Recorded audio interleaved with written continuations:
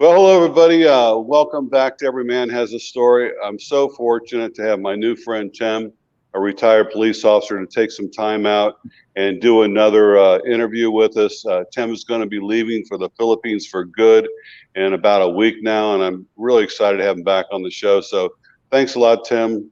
You look great today. How you feeling? Oh, I feel Excited? good. Yeah, I got a little scruff going on because I'm done shaving for a while. No, thank you for having me on, Mark. You having me and interviewing me has been a huge jump to my channel, and I very much appreciate it, and I enjoy doing it. I mean, I'm so ask away. Yeah. So, by the way, everybody watching, I put a link to Tim's channel. It's called Redneck and Piney, and it's linked to us right there in the description. So, after the show, please check it out. There's some really good videos there. There really are. I was really impressed with them. So, Tim, you're retired now, and I wanted to ask you, being a police officer, 'cause you said you spent a lot of your time at night, and I can just I can just kind of picture it in my mind. You're in your car alone. It's 3 o'clock in the morning. You're someplace, and you see somebody driving erratically or something, and acting suspicious. You know you've got to pull them over. Have you ever tried to pull somebody over and they ran from you? Oh, several times. Well, Yeah, I've been in. Tell me about one of those. Oh, I've been in some doozy of car chases. And, in a 20-year career, that's not an uncommon thing. Matter of fact, it's becoming more and more common as time goes on because a lot of department policies have restricted their officers from chasing them too hard. If traffic conditions aren't there, if it's going to be extremely unsafe for the public, then there's a good chance the supervisor is going to get on the radio and they're going to say, disregard the pursuit, terminate the pursuit, and all that kind of stuff. Also, there's been some case law and some rulings that's gone on in the United States where officers have been found liable if things do go bad during a car chase and somebody gets an innocent bystander gets killed or what have you. So departments all over the United States, and this has been for quite some time, have been very skittish, very very skittish about letting the chase go on too far, and rightfully so. Whenever you're talking legalities involved and all that kind of stuff, it's bad for not just the city or the agency, the state, or whatever. It's also bad for the officer and his family. You've got to weigh these things out. Is the offense going to be worth, if something goes bad, is it worth it? In a Right. lot of cases, it's not. Well, do these? I see in California they got like a whole channel just car chases, and it almost romanticizes or makes it look like a cool thing to do to run from the cops. And do you ever think there's young men especially who see that on TV and go, I want to be like those guys, and I'm angry, I'm going to get in my car and they're never going to catch me, and they're like kind of inspired, almost like these mass shootings where they hear about happened at another school, so they're going to do the same thing. You think that's ever a part of it?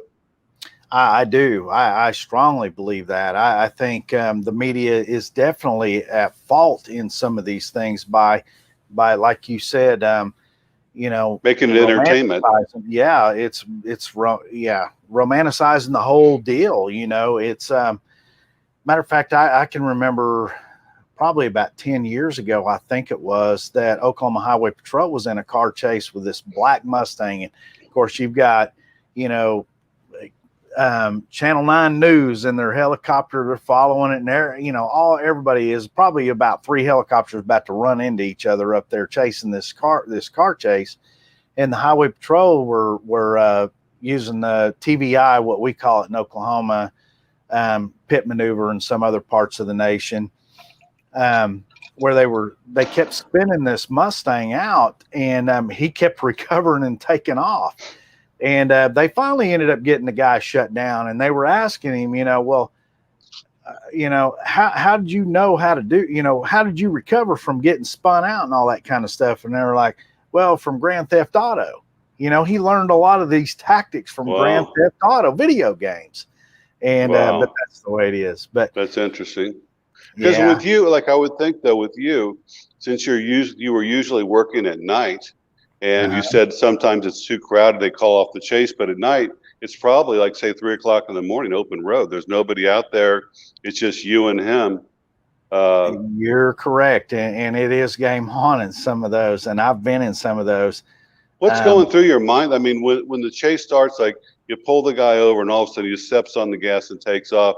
I mean, your heart's got to be pounding. I mean, what's going through your mind, and how do you radio, whoever you're talking, the dispatcher or whoever, and tell them what's going on while you're trying to drive a car that fast? I don't see how you'd even do that.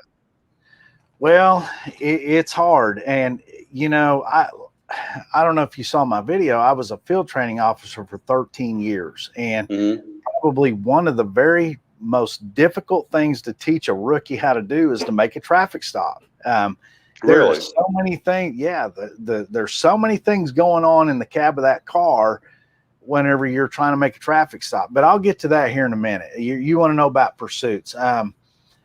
So I'll just one of my rookies, as a matter of fact. Mac. We'll just call him Mac, and he's still working, so I'm not going to use his whole name. He said I used to teach him parables, and he's right. I used to teach him parables. I used to tell stories about how I would teach these guys. He was one of my rookies, but so I got into a deal. I pulled this Alfa Romeo over, one of them little 2-seater Alfa Romeo convertibles, and right in front of Memorial High School. They're on 15th Street in Edmond, and it was dark 30 in the morning or whatever.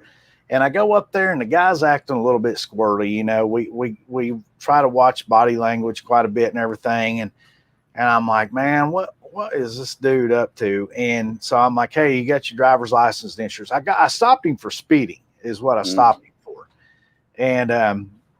And so he's digging around in there, and I'm watching his hands to make sure he don't pull up a gun or whatever. And the next thing I know, he puts his hand on the gear shifter, and his foot comes off that clutch, and he's gone, and he takes off. And I'm like, dadgummit. So I run back to my 2002 Crown Vic. That's what I was driving at the time. Those are supposed to be really great cars, aren't they? Crown Vics? Well, they're not. They're really not. I don't like them. They never were good. They don't handle very well, and you get them about 120, and them things are drifting all over the road. They are unsafe. Really? Oh, Did not know that. Huh. Oh, yeah. Okay. If you can get one to 120. Yeah. That's the key.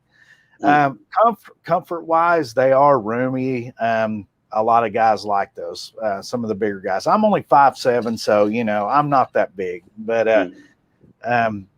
anyway. So he takes off, yeah. He takes off. I run back to my car, get in it. I catch up to him pretty quick. Being a convertible little Alfa Romeo, I was kind of surprised I caught up to him.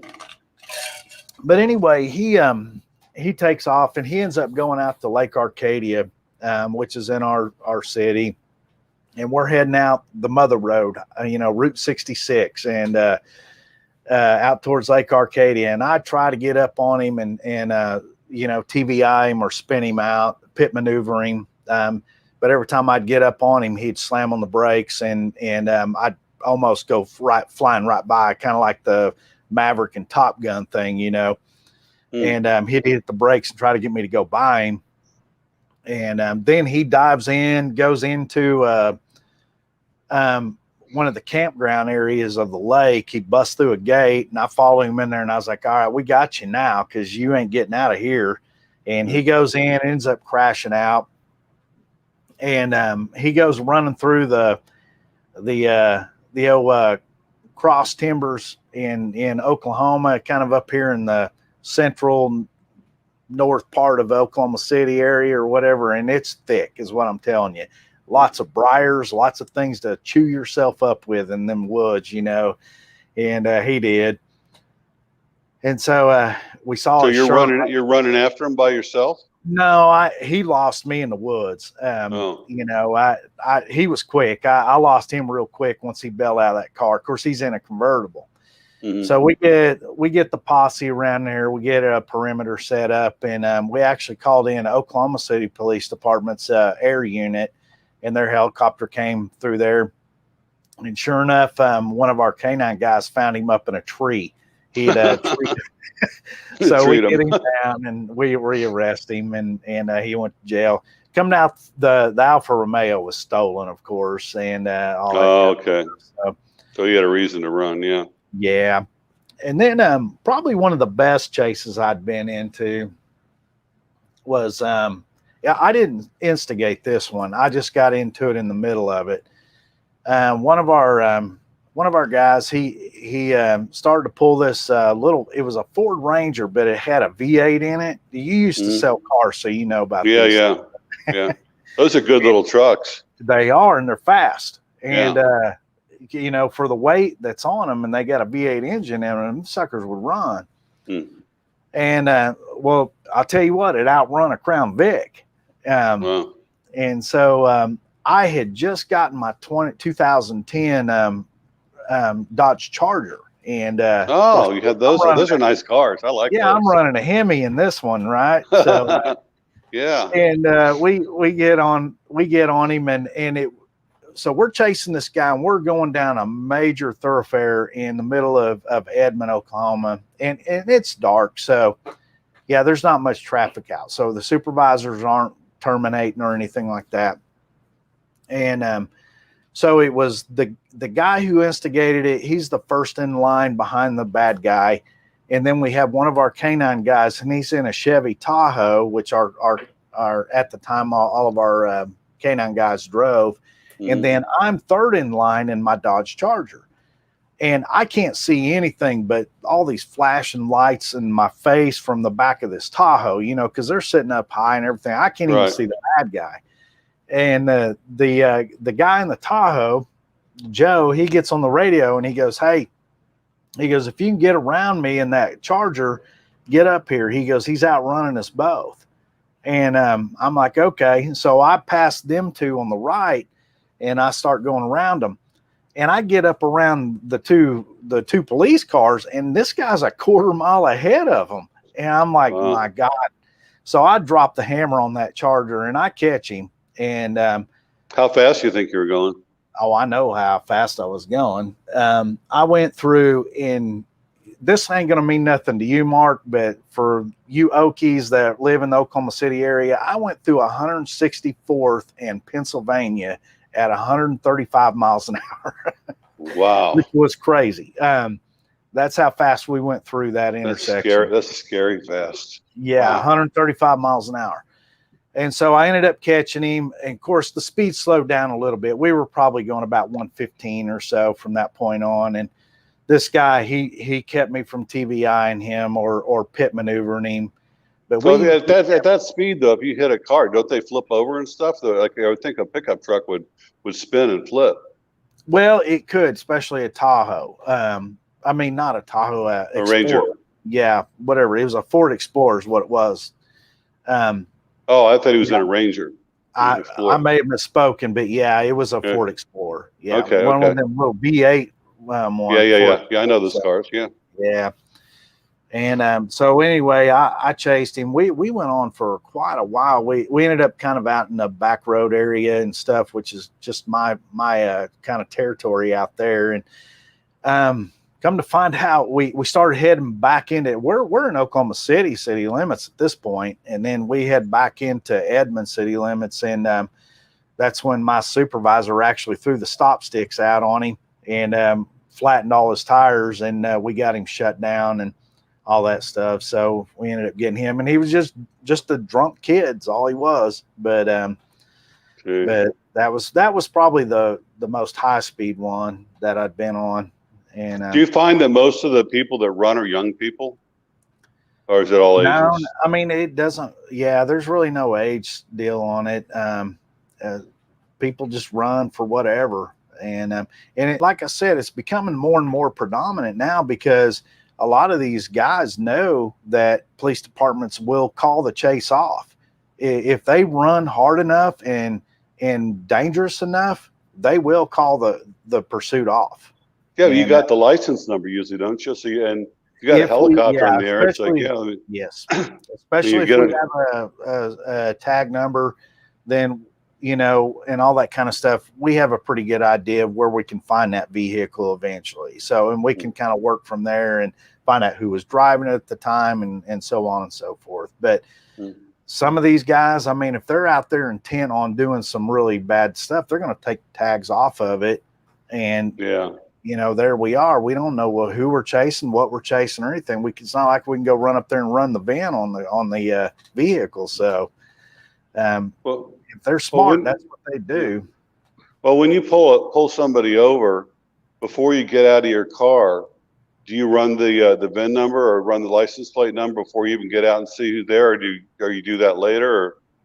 Sometimes, sometimes if you're, it depends on the circumstance. There are some circumstances where, you know, you get a chance to follow somebody and you can run that tag on it before you're, because we can run, at least at our department, and I think most departments in the U.S. now, if they can't do it on their computer, their laptop computer in the car, they can definitely call into their dispatch and run that tag before they pull them over.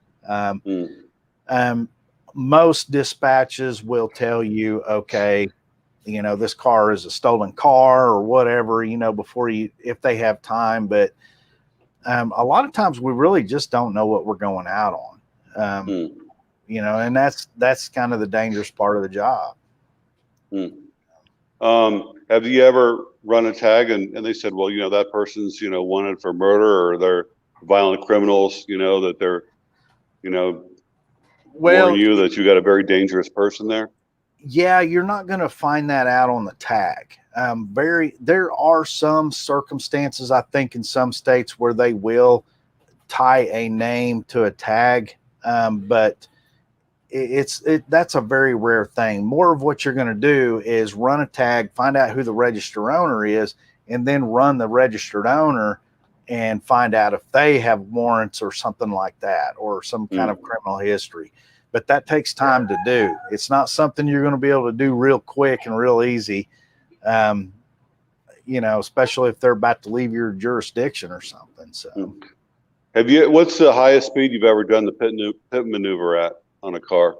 How fast are you going? I have actually never, I've never done a successful pit maneuver. Oh, really? I never have. I've attempted, but I never have. And yeah, every time I've tried, it's like the person I was about to pit maneuver out kind of knew what I was doing.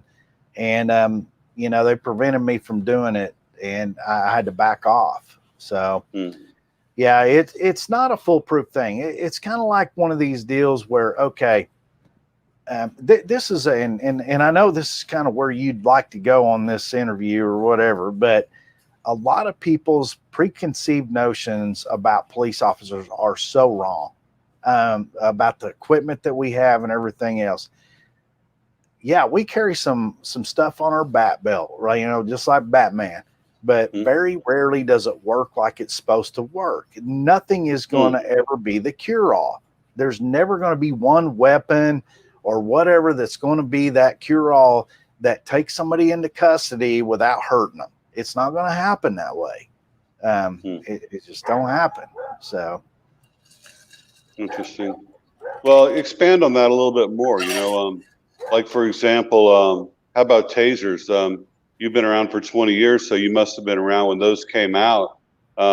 What's your opinion of those? And is it, you think it's something that's useful, or you think it's, you know, what's your opinion about them? I think they can have their place, but I think you know, statistically proven they only work 50% of the time. Really? I mean, because the way a taser works, you either have the taser where and I never carried one, never been through the training, never wanted to, and I'll go into that if you want me to. But anyway, so when the way a taser works, it shoots two probes out.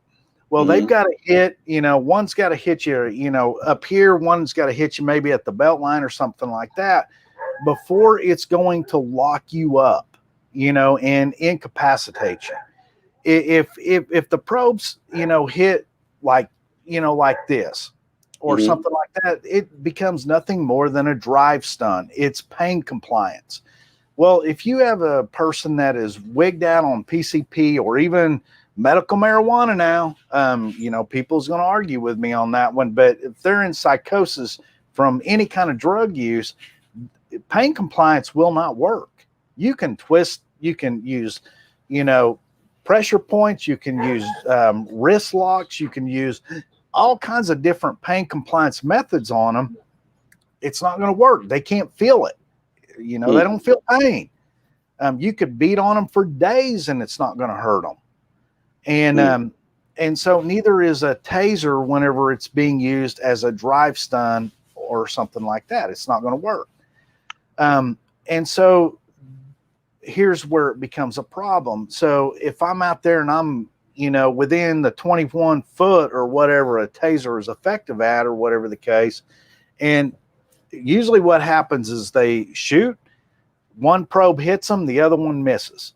Well, anybody knows anything about electricity, you've got to complete the current, positive, right? negative, Yeah. Well, you don't complete that current, nothing happens. How close do you have to be to shoot somebody with it? Well, the closer you are, the less effective it actually is, as far as as far as the probes hitting. Now, if they're hitting, in the chest or in the gut, one of them, it's probably going to do really good. But if you're real close to them and it's just hitting maybe a couple or 3 inches apart, it's going to be more like a drive stun. And so, but you can incapacitate somebody with one if it works effectively. But the percentage, at least with Edmond Police Department, was only about 50% of the time. So you had a choice. You had a choice to whether to carry one or not. Like it wasn't mandatory. You could say, "Sorry, I don't want to deal with that." Yes, at my department it was. Yes, and I kind of run into some issues with some people, and I'm not saying it was anything big. It wasn't anything. It was just a difference of opinion, is what it amounted to. But so back in the day, I went to defensive tactics instructor school with the Oklahoma Highway Patrol, and their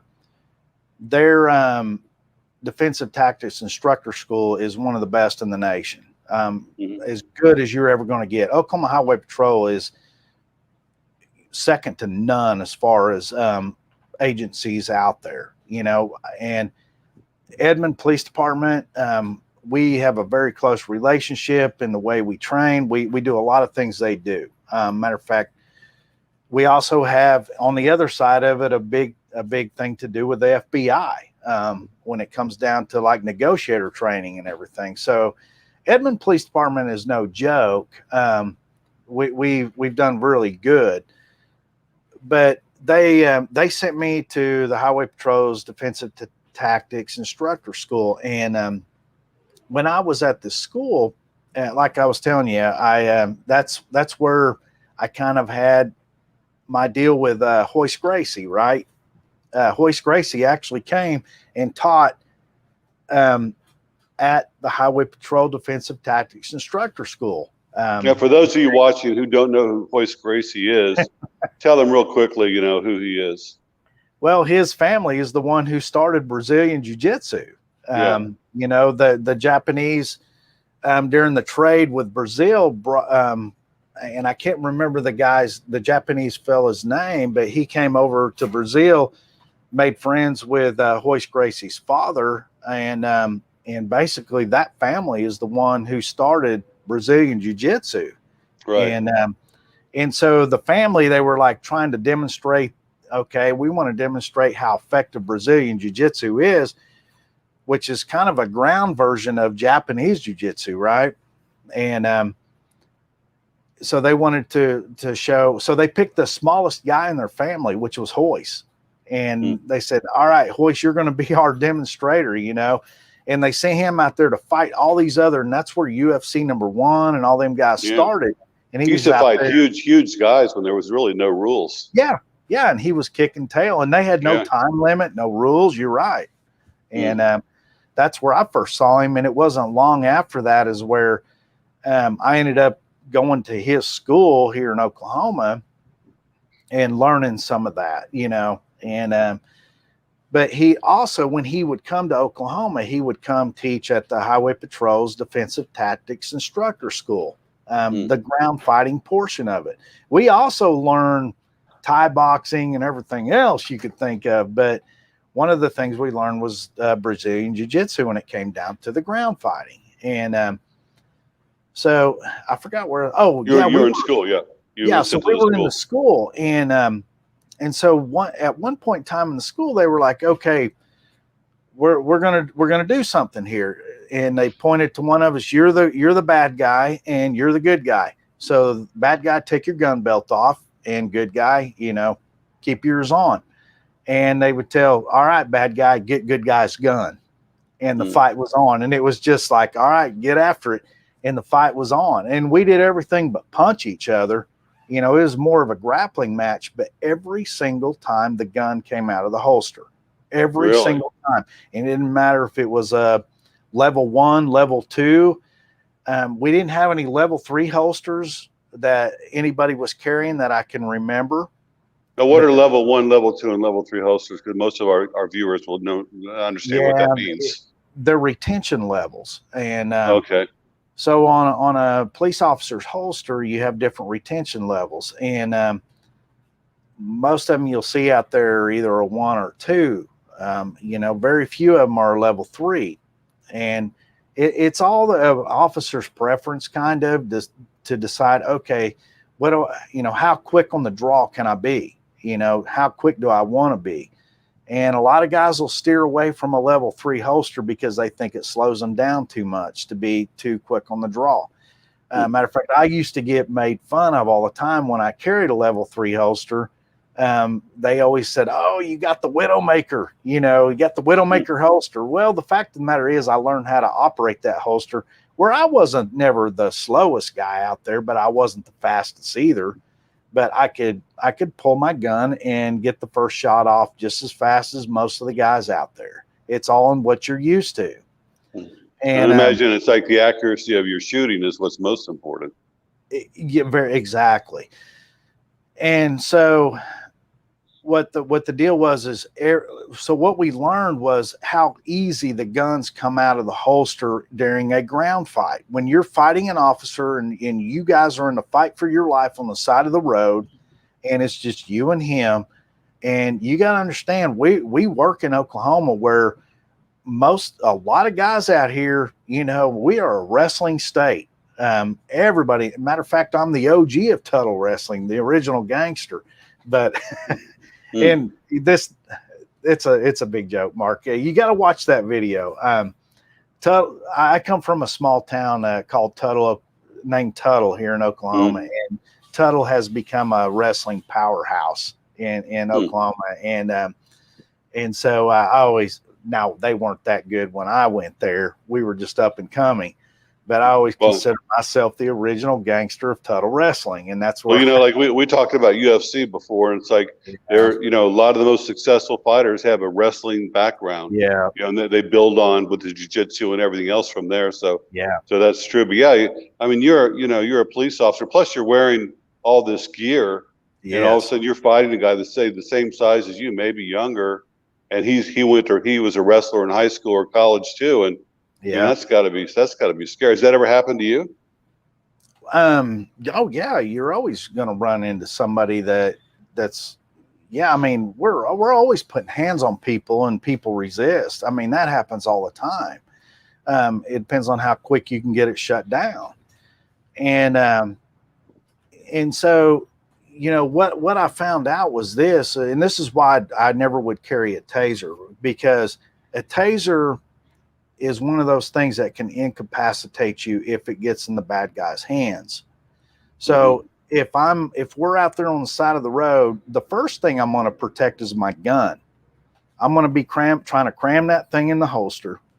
And if the guy gets my taser, then I better be shooting him or I better be stopping him, the best I can. I need to stop his actions, because if he shoots me back with my own taser, that piece of equipment, if he does get a lockup on it, he can incapacitate me, and then he can take my pistol and he can execute me. And that has happened a lot on the side of the road. Has it happened in Edmonton at all? Not in Edmond. No. Matter of fact, for the grace of God, for whatever reason, Edmond Police Department has never lost an officer in the line of duty ever. Whoa, that's really something. 1890 something, never lost one in the line of duty, which is amazing. You know, so all of us out there working, we're like, man, our time's coming. You know, am I going to be the one tonight or whatever? I don't know, but a lot of it has to do with our training. We are very well trained in Edmond. Edmond's an affluent town. It really is. And so they train us very well there.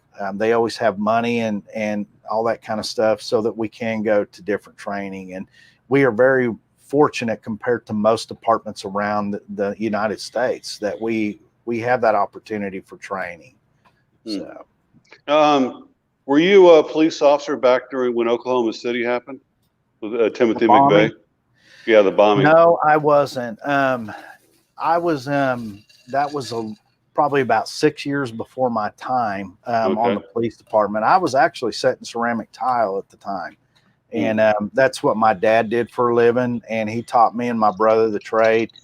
And I was working. I can tell you exactly where I was. I was probably about 4 miles from where I am here, as the crow flies.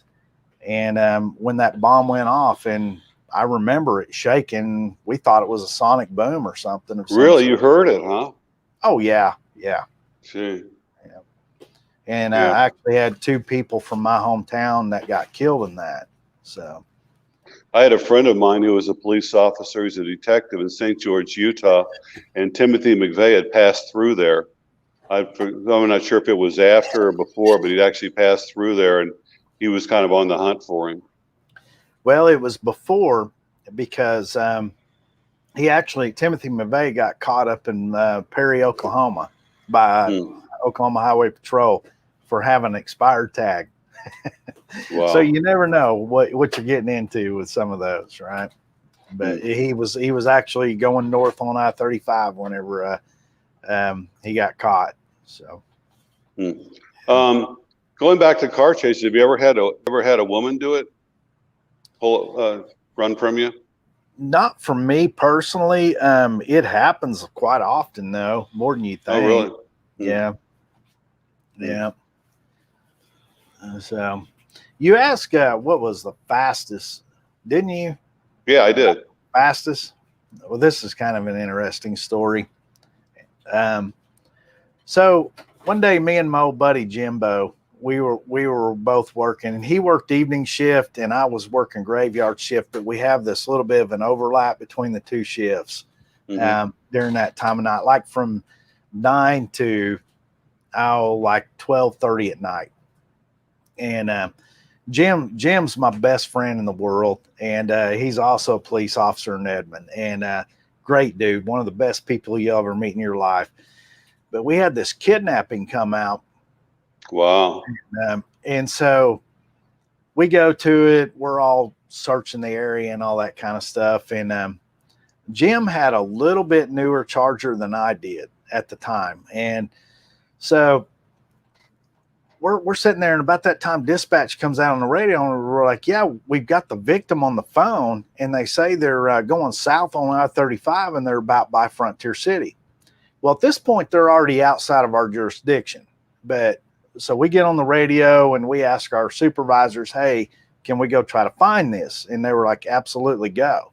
And of course, they were notifying Oklahoma City, hey, our guys are trying to chase down a kidnap victim in your city and all that.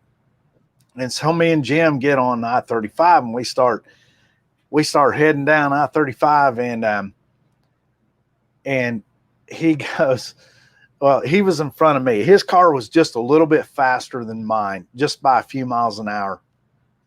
And I get mine topped out, and I feel the governor kick in on it, or the Oh, they got a governor on it? It's got a governor on a police yeah, car? at 148 miles an hour, it would kick off. And Interesting. so anyway, at about 148 miles an hour, I hear my engine kind of back off, and then I heard, well, won't. And I was like, Dad, gummit. And it came from the roof of my car. Well, I blew part of my light bar off. And Blew it off? You mean from the wind? Yes, from the wind. Yeah, Wow. like the whole center section of the light bar, it goes flying off. So I had to get on the radio and tell the guys behind me, hey, watch out for pieces of my light bar. It's probably laying in the middle of the road. And of course, I've got cables and everything else flapping on the back of my car. But I stayed in it. I ain't no quitter. And we stayed in it. We caught up to him. It ended up being not a kidnapping thing. It was a dope deal that went bad, of course. And but later on, my supervisor, because we got to do these reports, right? Anytime a piece of city equipment gets torn up, and my supervisor comes up to me and he goes, yeah, we got to do a damaged city property report. And I'm like, all right. And so I fill it out and I hand it in to him. And on the form, it says, you know, how fast were you going? Well, I put 148 miles an hour. And he goes, man, are you sure you want to put that on there? And I was like, well, man, there's only like 3 kinds of GPS on that patrol car. I'm not going to lie about this and get fired. We were going to a kidnapping in progress, you know. You know, if I'm not justified in running that fast at that, you know, I'll just take the heat on it or whatever. And then finally the supervisor above him stepped in and he goes, why are we even doing this report? He goes, it was a equipment failure. And it really was an equipment failure. Yeah. The light bar came off my Crown Vic. It was so old, and the oxidation on the plastic had actually weakened the plastic, and it would just rip the screws out of it and everything. And that's what happened. Was it a Crown Vic or was it a Charger? Well, the light bar originally came off my Crown Vic. Oh, I see. Put it on my new Charger. Got it. Okay. Yeah, save money. So. Wow. Yeah. Now, how about child abductions? You ever had to deal with anything like that, where a child's been kidnapped, or you know that what do they call them? The Amber Alerts. Yeah, Amber Alert. Yeah, that must be really scary. Well, they happen from time to time. Most of the time, it's usually a bad custody exchange thing or something. Right. You know, where a parent that's not supposed to have custody of it takes off with the kiddos and they cross state line and all that kind of stuff. So that's normally the case on it.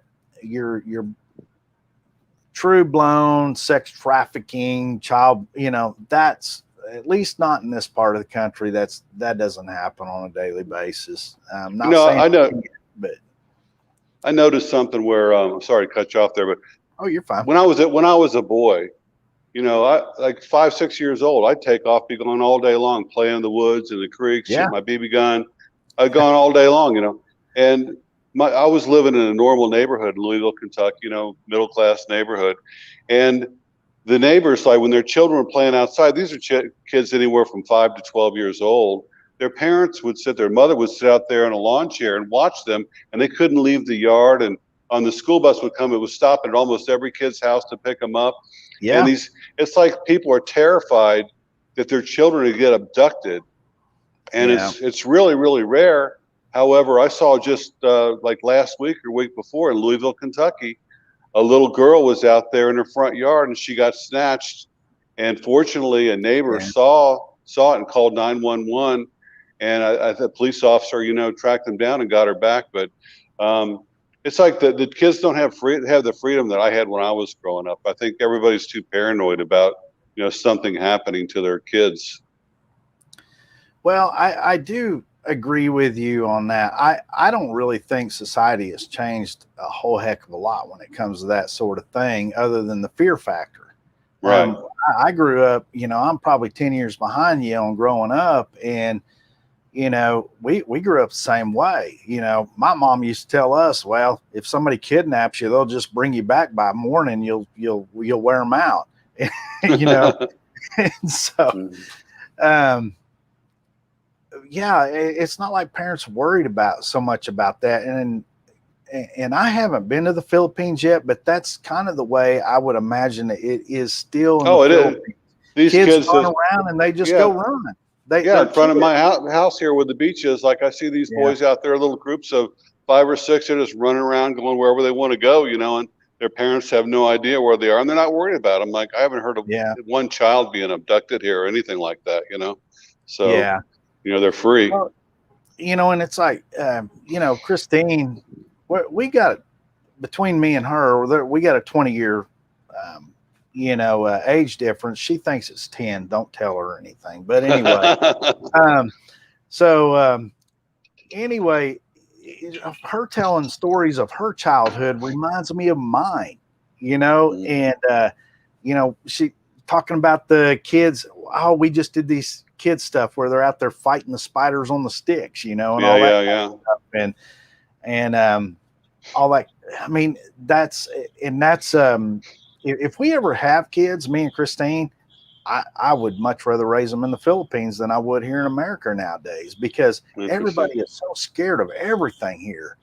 And the reality is yes, things can happen, but it probably didn't happen anymore. It probably doesn't happen any more now than it ever did back in the 1950s or 60s. Well, it might even be less because you got the cameras all over the You're place, right. and people got cell phones and all that stuff, and You're absolutely right. Yeah. So it might actually be safer. So you brought it up. So children, is that something you're considering, or how do you feel about that at your age? Like like I've had that same discussion. Anybody that's ever dated a Filipina, seriously, you're going to have that discussion about children if they don't already have them. I know, and you're about to get married too. Yeah, that's right. Yeah. So, oh yes, we've had the discussion, and it's not like we're preventing it or anything like that. Let's just put it that way. I mean, we're both Catholic, so it's no big deal. And if it happens, it happens. That's exactly where I am. If it happens, it happens. Yeah, now I'll probably get a lot of comments on that one. From the small town I come from. Yes, I am Catholic now. So, but the bottom line is we don't try to prevent anything or anything, and if it happens, it happens. And I'm just going to embrace it. I mean, I'm 52. I've still got plenty of life. You got plenty of time. Yeah, you got plenty of time left. You're a young man. Yeah. So, but I will tell you this, and I've told Christine this. If we do, I want to raise them in the Philippines. I call me weird about that, but I think that me and her can raise a child in the Philippines. They're going to be multilingual. Right. Not only are they going to know, Jungjawan, Bisaya, Cebuano, and Tagalog, they're going to know English, and they're going to know a little bit of Spanish and Russian between the two of us. They're going to know those languages, and man, if they can pick one of those languages and learn it fluently, they're going to go on and do some things, and it don't really matter. And if we need to send them back to the States for formal education like university or something, we'll do it. But right. I think for young K through 12 or whatever, I think we'll be just fine in the Philippines teaching them that. So well, also they can learn a lot from you. You can have a lot of homeschooling and stuff too that takes them to a whole nother level, and things that are subjects that aren't even offered in school here. Yeah, like washing clothes and gathering firewood and starting charcoal to cook rice, the things you need to learn that American kids never learn. They never learn these things. And they're soft. They don't not even make their own bed. You're exactly right. Yeah. And I'm not trying to disrespect America or anything like that. I love this country. I really do. But I think me too.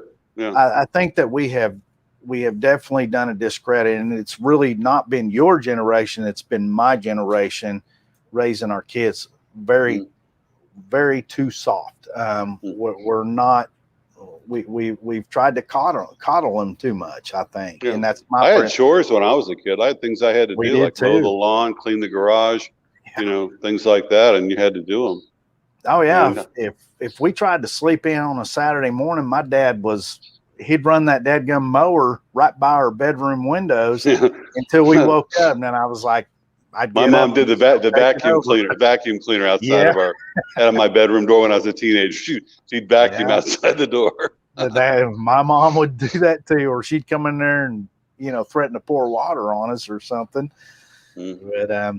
But yeah, and my dad, he had me and my brother out there. My brother's 14 months younger than me, so we were almost twins. Mm. But we would, my dad he was a ceramic tile setter, so he had the luxury of being able to take us to work.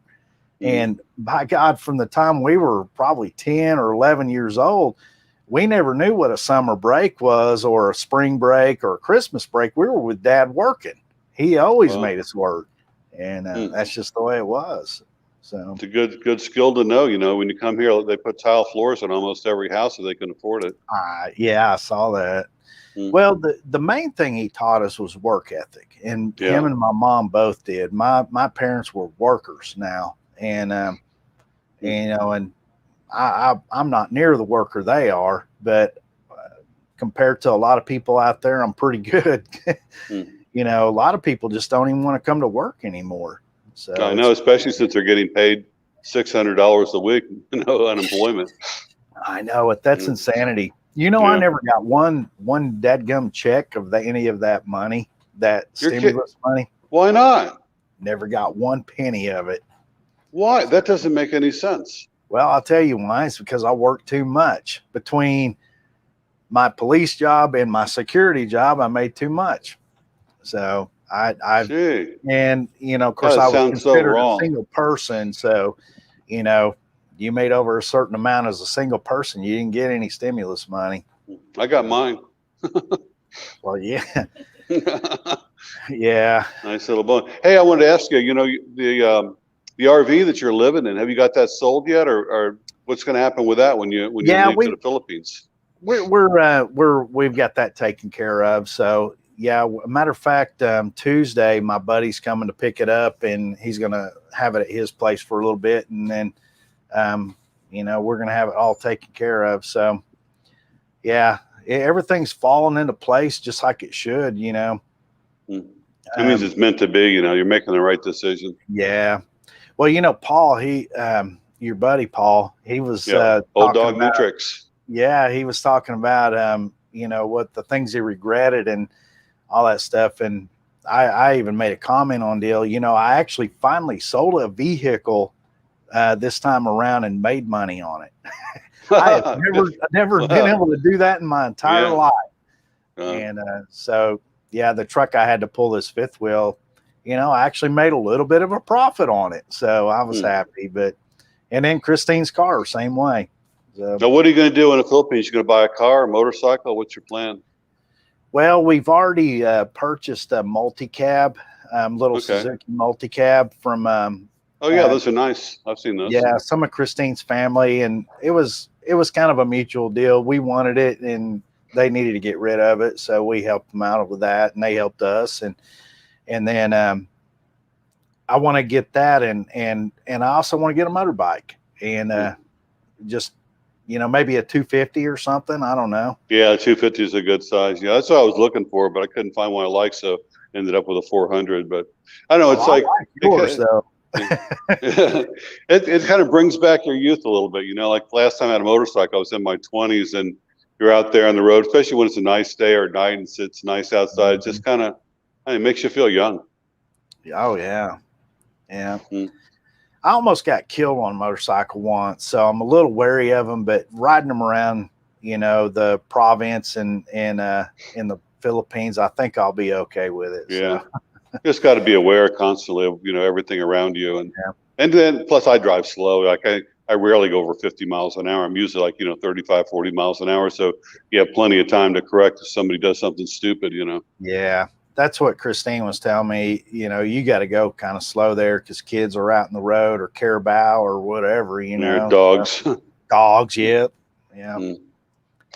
Well, Tim, we kind of run into almost an hour here, and another fascinating conversation. I'll probably not talk to you again until you get to the Philippines, but I hope we can do some more interviews once you get there. And everybody, Absolutely. please check out Piney at Redneck and Piney. The link is in the description below, and he's trying to get up to 1,000 subscribers so you can get monetized, and we need to help him out. So all those people out there, got 100 people out there watching right now. Watch his videos and share them on Facebook too. Like if you see a video you like, and he's got a lot of really good videos, share them on Facebook and share them with your friends, and help a brother out here. So really appreciate it. And I'll see you next time. And thanks for watching, everybody. And I'll see you in a couple days. Bye. Thank you, Mark. My pleasure. Bye-bye. Don't go away. Okay.